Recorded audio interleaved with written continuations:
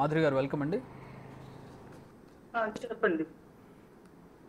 So అనుకున్నది సాధించినట్టున్నారు. అనుకున్నది సాధించలేదండి. నేను ఎప్పుడు కూడా ఏదే ఆశించి డబ్బులు ఇవ్వలేదని మీకు ముందే చెప్పాను. కానీ ఇక్కడ కూడా వచ్చి ఆక్యుపై చేసేస్తే ఇంకా మరి మా డబ్బులు గ్యారంటీ ఏముంటుంది? శ్రీను గారికి అదే అడిగితే ఇంకా మరి నేను ఇంకేం చేయలేనమ్మా, హౌస్ నీ పేరు మీద రిజిస్ట్రేషన్ చేసేస్తానని చెప్పి నేను నాకు 1140కి రిజిస్ట్రేషన్ చేయడం జరిగింది. రిజిస్ట్రేషన్ అయ్యాక విత్ నా రిజిస్టర్డ్ డాక్యుమెంట్ నా ఓన్ ప్రాపర్టీ కాబట్టి నేను ఇక్కడికి వచ్చి నిన్నటి నుంచి ఉండటం జరుగుతోంది. సో ఎవరింట్లో ఎవరు ఉండాల్సిన అవసరం లేదు. ఇప్పుడు నా ఇంట్లో నేనే ఉంటున్నాను. ఇది నా ఓన్ ప్రాపర్టీ. ఈ ఇంట్లో ఇప్పుడు వానికి గాని ఎవరికి గాని సంబంధం లేదు. ఎవరు కూడా దగ్గరికి కూడా రావడానికి వీల్లేదు. సో అంటే ఇక్కడ చెప్పడం ఏంటంటే ఒక వ్యూహం ప్రకారం జరిగింది అనేది వాళ్ళు అంత చేస్తున్నారు. వ్యూహం ప్రకారం జరిగింది అవేమి లేవండి. వ్యూహం ప్రకారం జరిగితే ఎప్పుడో రిజిస్ట్రేషన్ నేను చేసుకోలేదు. ఎందుకంటే నేనే డబ్బులు పెట్టి కట్టుకొని నేను రిజిస్ట్రేషన్ చేసుకోకుండా ఊరుకున్నానంటే ఏది ఆశించుకున్నా సరేలే వైఎస్ఆర్సీపీ పార్టీ ఆఫీసే కదా మన ఆఫీస్ అనుకుని నేను ఊరుకున్నాను. సో ఇక్కడ కూడా వచ్చి ఇది కూడా ఆక్యుపై చేసేసి దీంట్లో కూడా మేము వచ్చేస్తామంటే ఇంకా ఊరుకునే వాళ్ళు ఎవరు లేరు. సో అదే విషయం నేను వెళ్ళి అడగడం జరిగింది శ్రీను గారికి. సో శ్రీను గారు నాకు అమ్మ వద్దు, నువ్వేం దానికోసం టెన్షన్ పడుకు, నేను నీ పేరు మీద రిజిస్ట్రేషన్ చేసేస్తాను. ఇది మా సెల్ఫ్ అక్వైర్డ్ ప్రాపర్టీ. నేను సొంతగా ఈ సైట్ కొనుక్కున్నాను, డబ్బులు నువ్వు పెట్టావు కాబట్టి ఇది నా సెల్ఫ్ అక్వైర్డ్ ప్రాపర్టీ కాబట్టి దీనికి ఎవరికి ఏ సంబంధం లేదు, నీకు రిజిస్ట్రేషన్ చేస్తానని చెప్పి నాకు నిన్న 1140కి రిజిస్ట్రేషన్ చేయడం జరిగింది. రిజిస్ట్రేషన్ చేసిన తర్వాత నేను నిన్న 11 ఇంటికి వచ్చి ఉండడం జరుగుతుంది. ఇక్కడే ఉన్నాను. ఇప్పుడు కూడా ఇంటికి పవర్ అంతా కట్ చేసింది ఆమె. పవర్ కూడా లేదు ఇంట్లో. గోడలు అవి పగలు కొడుతున్నారు, తలుపులు అవి. ఇంకా నాకు స్టిల్ ఆమె నుంచి థ్రెట్ ఉంది. పోలీసులు ఇంకా నాకు రక్షణ కల్పించాలని కోరుకుంటున్నాను. అంటే ఇప్పుడు వాణి గారు కోర్టును ఆశ్రయించారు, కరెక్ట్గా తీర్పు వచ్చే రోజే మీకు రిజిస్ట్రేషన్ పూర్తయింది. వాణి గారు కోర్టును ఆశ్రయించారు అవేవి నాకు తెలియదండి. నాకు సంబంధించిన విషయాలు ఎలా అవుతాయి? కోర్టుకు ఆశ్రయించారో ఈ ఇంటికి సంబంధించే తనకి ఇంట్లోకి వెళ్లే హక్కు ఉంది. అదేమో మరి నాకు తెలియదు. ఇంటికి సంబంధించి వెళ్ళడానికి ఇల్లు అనేది ఆవిడ ఆస్తి కాదు. ఇప్పుడు కాదు, గత 3 రోజుల క్రితం చూసినట్లు రిజిస్ట్రేషన్ కి ముందు క్రితం కూడా 2 years నుంచి ఆవిడ వదిలేసిన అతన్ని 2 years నుంచి కూడా డబ్బులు పెట్టి కట్టుకున్న ఇల్లు ఇది కూడా ఆవిడకి సంబంధం లేదు. ఈ హౌస్ నేను కట్టించిన ఇల్లు, నేను డబ్బులు ఇచ్చి నేను అప్పిచ్చి ఈ కన్స్ట్రక్షన్ చేసి పార్టీ ఆఫీస్ ని నేను నిలబెట్టిన ఇల్లు ఇది. సో ఆవిడకి అది కూడా సంబంధం లేదు. కోర్టులో ఏమున్నా సరే తను వాళ్ళ హస్బెండ్ తో తేల్చుకోవాలి. ఇది నేను కొనుక్కున్న ఆస్తి కాబట్టి, ఇది నా ప్రాపర్టీ కాబట్టి. మీకు ఆల్రెడీ డాక్యుమెంట్ కూడా పంపించాను, మీరు చూపించవచ్చు. పలాసాల రిజిస్ట్రేషన్ అయింది. రిజిస్ట్రేషన్ అయ్యాక నేను సిఏ గారికి, ఎస్ఐ గారికి, ఎస్పీ గారికి ముగ్గురికి కంప్లైంట్ పెట్టి నేను ఇంటికి రావడం జరిగింది. నేను ఇంట్లో ఉంటున్నాను సార్, నాకు ప్రొటెక్షన్ కావాలి అని చెప్పి నేను పెట్టి రావడం జరిగింది. సో నిన్నటి నుంచి నేను ఇక్కడే ఉంటున్నాను. ఇక మీదటి కూడా నేను ఇక్కడే ఉంటాను, ఎందుకంటే ఇది నా ఇల్లు కాబట్టి. శ్రీను గారు కూడా ఇక్కడే ఉంటారా? శ్రీను గారు ఇక్కడే ఉంటున్నట్టున్నారు. శ్రీను గారు నిన్న రిజిస్ట్రేషన్ చేసేదాకా నాకు హౌస్ కీస్ అప్పు చెప్పేసి శ్రీను గారు వెళ్ళిపోయారు ఇంటి నుంచి. ఓకే, సో ఇప్పుడు ఆయన ఇక్కడ ఉండరు, కానీ అక్కడ ఆయన భార్య ఆయన పిల్లలు మాత్రం అక్కడికి వస్తూ ఉన్నారు. అంటే కింద ఇంకా ఉన్నారా? ఇంకా ఇష్యూ జరుగుతుందా?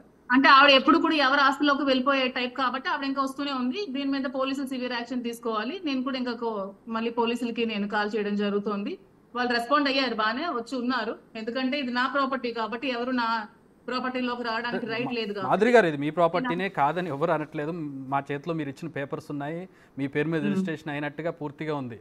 మీ ప్రాపర్టీనే, మీరే ఉంటున్నారు. కరెక్ట్, లీగల్గా అది కరెక్ట్ కాదని ఎవరు అనడానికి లేదు. కానీ ఇక్కడ ఎథికల్ గా వాళ్ళు మాట్లాడుతూ ఉన్నారు. ఇందులో మేము భార్య ఎథికల్ గా భార్య మాట్లాడుకుంటే ఆల్రెడీ శ్రీను గారికి ఒక ఇల్లు ఉంది, అక్కడికి వెళ్ళి ఎథికల్ గా ఎథిక్స్ మాట్లాడుకోమని చెప్పండి. ఎథికల్ గా మాట్లాడుకోమని నేనేం చెప్పట్లేదు. ఆల్రెడీ ఒక 6 crores పెట్టి అతను ఒక ఇల్లు కట్టారు.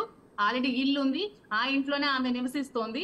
ఆ ఇంటికి వెళ్ళి మాట్లాడుకోమనండి. ఇక్కడ కనిపించేది వచ్చి మీడియా ముందు ఏదో మాట్లాడుతుంటే అవన్నీ నిజాలు అయిపోవండి. ఎథిక్స్ పరంగా మాట్లాడుకోవాలంటే ఇల్లు, ఆమెకి ఒక ఇల్లు ఉంది, అతను కట్టిన ఇల్లు. అతను అక్కడికి వెళ్ళి ఆమె ఎథికల్ గా మాట్లాడుకుని లీగల్ గా ఏదైనా ఉంటే తేల్చుకోమని చెప్పండి. ఎవరో పెట్టిన ఇల్లు, ఎవరో మేము కట్టుకున్న ఇల్లు మీదకి వచ్చి దోపిడీ చేసేసి దౌర్జన్యం చేసేసి వచ్చేస్తారంటే ఎవరికి అవ్వదు కదా. ఇన్ని రోజులు ఎందుకు పట్టింది? ఇన్ని రోజులు ఆవిడ కోర్టును ఆశ్రయించాకే ఎందుకు రిజిస్ట్రేషన్ అయింది? ఇంతకు ముందే ఎందుకు చేసుకోలేదు? ఇన్నాళ్ళు కూడా నేను ముందు నుంచి మీకు ఒకటే చెప్తున్నానండి, నేను ఎప్పుడు ఆశించి నేను ఇవ్వలేదు. శ్రీను గారికి పార్టీ ఆఫీస్ పెట్టుకుంటాను, శ్రీను గారు ఉంటాను, పార్టీ కార్యక్రమాలు జరుపుకుంటామని చెప్పారు కాబట్టి నేను డబ్బులు ఇవ్వడం జరిగింది. ఇది కూడా వచ్చి ఆమె ఇంకా ఆక్యుపై చేసుకుంటాను, ఇది కూడా నేను దూరిపోతాను, ఆ ఇల్లు ఎలా ఆక్యుపై చేసుకుని ఆ ఇంటి నుంచి శ్రీన్ గారిని ఎలా గెంటేస్తానో ఇది కూడా గెంటేస్తానంటే ఇంకెవరు చూస్తూ ఊరుకోరు కదా. ఆ ఇంటికంటే నాకు సంబంధం లేదు, నేను ఏ రోజు కూడా రూపాయి ఇవ్వలేదు, ఆ ఇంటికి నాకు ఏ సంబంధం లేదు, నాకు ఉన్నాయి కాబట్టి నేను రిజిస్ట్రేషన్ చేసుకోవాల్సి వచ్చింది. సో ఇప్పుడు దువ్వాడ వాణి గారు గత కొద్ది రోజులుగా ఇంటి ముందే ఉంటున్నారు కదా, మీరు ఏ టైంలో ఇంట్లోకి ఎంటర్ అయ్యారు, అసలు ఏ ఇబ్బంది లేకుండా డైరెక్ట్గా ఇంట్లోకి వచ్చేసారు, ఎట్లా జరిగింది? ఆవిడ ఎక్కడ ఉన్నారంటే నాకు తెలియదండి, ఏ షెడ్ లో ఉన్నారంటే నాకు కీస్ ఇచ్చారు, నేను కీస్ తీసుకుని ఇంట్లోకి రావడం జరిగింది. ఓకే, అంతే. ఇప్పుడు మళ్ళీ మీరు బయటకు వెళ్ళాలంటే ఇబ్బంది అనుకుంటారు. అదే ఎందుకు ఇబ్బంది అంటున్నాను, నా ఇల్లు నా ఆస్తి నుంచి నేను వెళ్ళడానికి మీ ఇల్లేనండి మాధురి గారు, మీ ఇల్లే, మీ ఇల్లు కాదని అనట్లేదు, మీ ఇల్లే కాదనట్లేదు, మీరే ఉండొచ్చు. కాకపోతే నేను అడిగేది ఏంటంటే బయట వాళ్ళు ఉన్నారు, గొడవ అవుతుంది కదా, మీరు ఎట్లా ఎట్లా ట్యాకిల్ చేస్తారు దీన్ని నేను అనేది. పోలీసులు కూడా వాళ్ళని పెద్దగా పోలీస్ అదే అంటున్నానండి, మీ పోలీస్ వారు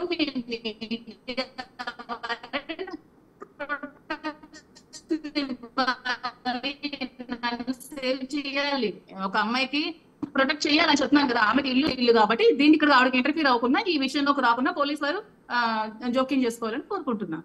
సో ఏంటి ఇక్కడతో సమస్య సాల్వ్ అయిపోయింది అనుకోవచ్చా? ఇక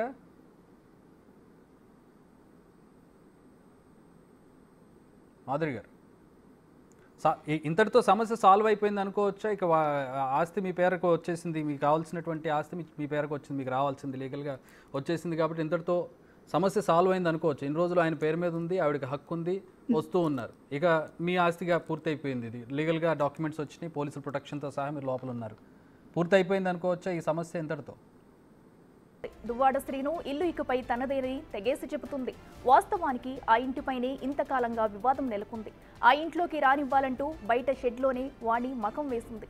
ఆ ఇంటి కోసం శ్రీనుకు 2 కోట్లు అప్పు ఇచ్చానని మాధురి చెబుతుంది. అయితే ఇంటిని పూర్తిగా మాధురికి రాసివ్వడంతో వాణి అవాక్కైంది.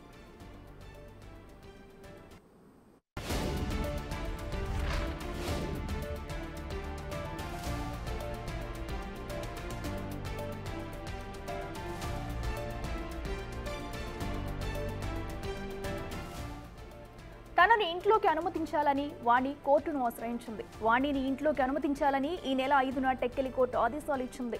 వాణి కోర్టును ఆశ్రయించడంతో ఇంటిని మాధురి పేరిట మార్చేశాడు. కోర్టు తీర్పు వచ్చిన రోజే దువ్వాడ ఇంట్లోకి మాధురి ఎంటర్ అయింది.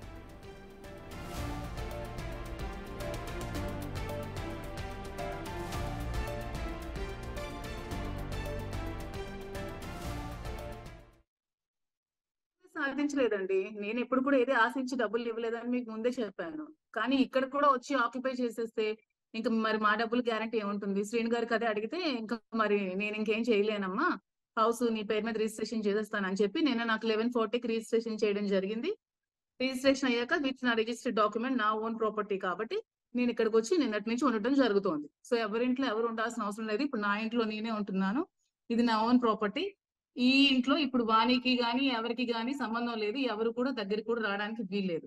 అంతా ఊహించడం ప్రకారం జరిగింది, అవేమి లేవండి. వ్యూహం ప్రకారం జరిగితే ఎప్పుడో రిజిస్ట్రేషన్ నేను చేసుకోవాలి, ఎందుకంటే నేనే డబ్బులు పెట్టి కట్టుకొని నేను రిజిస్ట్రేషన్ చేసుకోకుండా ఊరుకున్నానంటే ఏది ఆశించుకున్నా సరేలే వైఎస్ఆర్సీపీ పార్టీ ఆఫీసే కదా, మన ఆఫీస్ అనుకొని నేను ఊరుకున్నాను.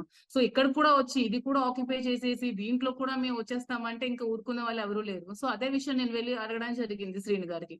సో శ్రీను గారు నాకు, అమ్మ వద్దు, నువ్వేం దానికోసం టెన్షన్ పడకు, నేను నీ పేరు మీద రిజిస్ట్రేషన్ చేసేస్తాను, ఇది మా సెల్ఫ్ అక్వైర్డ్ ప్రాపర్టీ, నేను సొంతగా ఈ సైట్ కొనుక్కున్నాను, డబ్బులు నువ్వు పెట్టావు కాబట్టి ఇది నా సెల్ఫ్ అక్వైర్డ్ ప్రాపర్టీ కాబట్టి దీనికి ఎవరికి ఏ సంబంధం లేదు, నీకు రిజిస్ట్రేషన్ చేస్తానని చెప్పి నాకు నిన్న 1140కి రిజిస్ట్రేషన్ చేయడం జరిగింది. రిజిస్ట్రేషన్ చేసిన తర్వాత నేను నిన్న 11 ఆఫ్టర్ 12 ఈ ఇంటికి వచ్చి ఉండడం జరుగుతుంది, ఇక్కడే ఉన్నాను.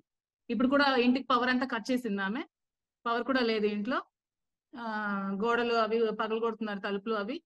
ఇంకా నాకు స్టిల్ ఆమె నుంచి థ్రెట్ ఉంది, పోలీసులు ఇంకా నాకు రక్షణ కల్పించాలని కోరుకుంటున్నాను. వాణి గారు కోర్టును ఆశ్రయించారు, అవేవి నాకు తెలియదండి, నాకు సంబంధించిన విషయాలు ఎలా అవుతాయి, కోర్టుకు ఆశ్రయించారో ఏ కోర్టుకి వెళ్ళారో అవి.